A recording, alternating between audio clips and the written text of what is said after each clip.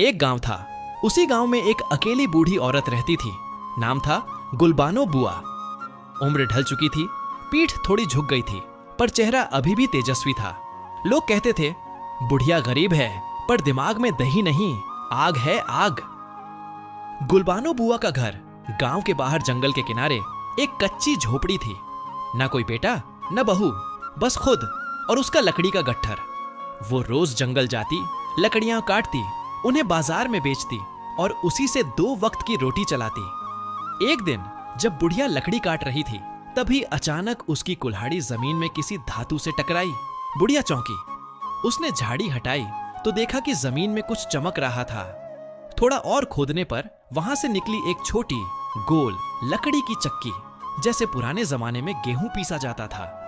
बुढ़िया ने चक्की उठाई और तभी चक्की से एक मधुर आवाज आई, जो चाहे बोलो मैं बना दूं, पर एक बात याद रखना, लालच नहीं करना। बुढ़िया ने आंखें चौड़ी की, पर डरने की जगह हंसने लगी। अरे वाह, तू तो बोलती है।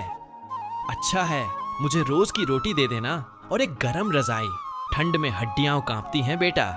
चक्की बोली, जो आज्ञा।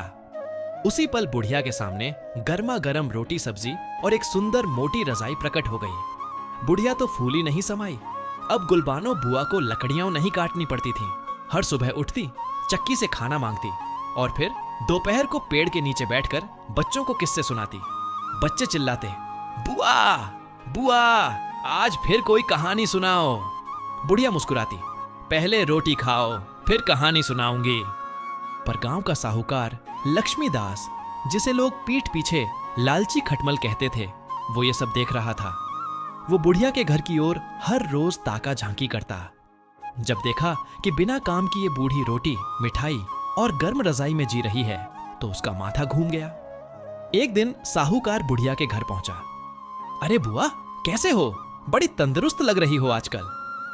बुढ़िया मुस्कुराई, बेटा भगवान की कृपा है। साहूकार ने घर में झांका, देखा एक छोटी सी चक्की चमक रही है। बुआ, ये क्या है? कुछ नहीं बेटा, बस मेरी पुरानी सहेली। साहूकार समझ गया कि यही राज है। वो बोला, बुआ मुझे वो चक्की दे दो, मैं तुम्हें 100 सोने के सिक्के दूंगा। बुढ़िया ने हंसते हुए कहा, बेटा तू मुझे 100 नहीं, 1000 भी देगा तो नहीं दूंगी। ये चक्की सबको नहीं समझती, इसे प्यार चाहिए, समझ चाहिए, लेकिन लालच अंधा होता है। रात के अंधेरे में साहूकार अपने नौकर के साथ चुपचाप आया, झोपड़ी की झिड़ी से घुसा और चक्की चुराकर भाग गया। बुढ़िया को कानो कान खबर नहीं हुई।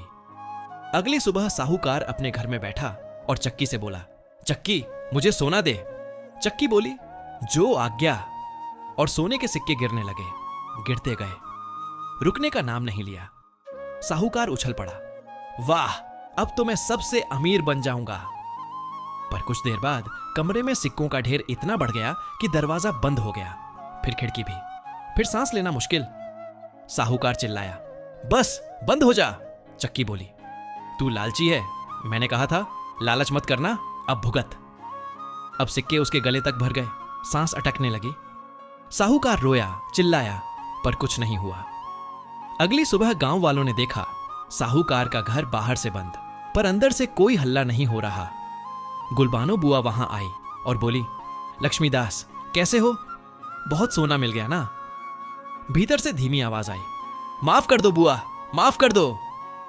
बुढ़िया ने चक्की से कहा, अब बस कर दे, सबक मिल गया इसे। चक्की रुकी और बुढ़िया ने उसे उठा लिया। साहूकार बाहर आया, बिखरे बाल, घुटनों के बल गिरा और बुढ़िया के पैर पकड़ लिए। बुआ माफ कर दो, अब मैं लालच नहीं करूंगा। बुढ़िया ने हंसते हुए कहा, बेटा ज्ञान चक्की से नहीं, गलती से मिलता है। अब जा और गांव वालों की मदद कर। साहूकार ने उसी दिन से लालच छोड़ दिया और बुढ़िया की सेवा में लग गया। कहानी से सीख, लालच का अंजाम हमेशा दुहक ही होता है।